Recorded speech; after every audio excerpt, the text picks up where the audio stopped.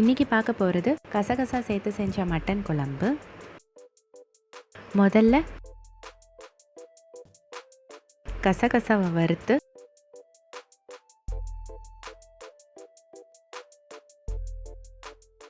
ஆற வச்சு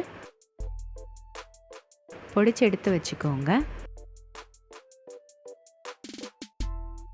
மட்டன் குழம்பு செய்கிறதுக்கு ப்ரெஷர் குக்கர் பேனில் நல்லெண்ணெய் சூடு செஞ்சு சின்ன வெங்காயம், பட்டை, அன்னாச்சிப்பூ, லவங்கம், பிரிஞ்சி இலை, கருவேப்பிலை சேர்த்து நல்லா வதக்கிக்கோங்க. இடித்த இஞ்சி பூண்டு சேர்த்து பச்சை வாசனை போகிற வரைக்கும் வதக்கிக்கோங்க.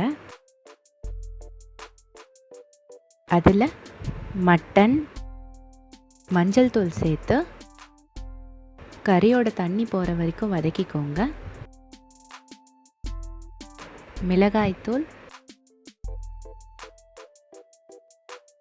தனியாத்தூள் சேர்த்து நல்லா கலந்துக்கோங்க.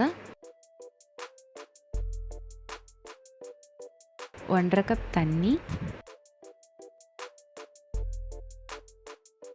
தேவையான அளவு உப்பு சேர்த்து கலந்து மூடி போட்டு ஒரு விசில் ஹை ஃப்ளேம்லேயும் 20 நிமிஷம் லோ ஃப்ளேம்லேயும் சமைச்சிக்கோங்க. காற்று போனதுக்கப்புறமா திறந்து மட்டன் வெந்திருக்கான்னு செக் பண்ணுங்கள். இல்லைன்னா தேவைக்கு ஏற்ற மாதிரி 1-2 விசில் சமைச்சிக்கோங்க.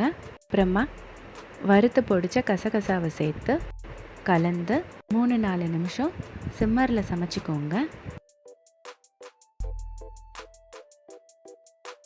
கடைசியாக கொத்தமல்லி சேர்த்து கலந்துக்கோங்க.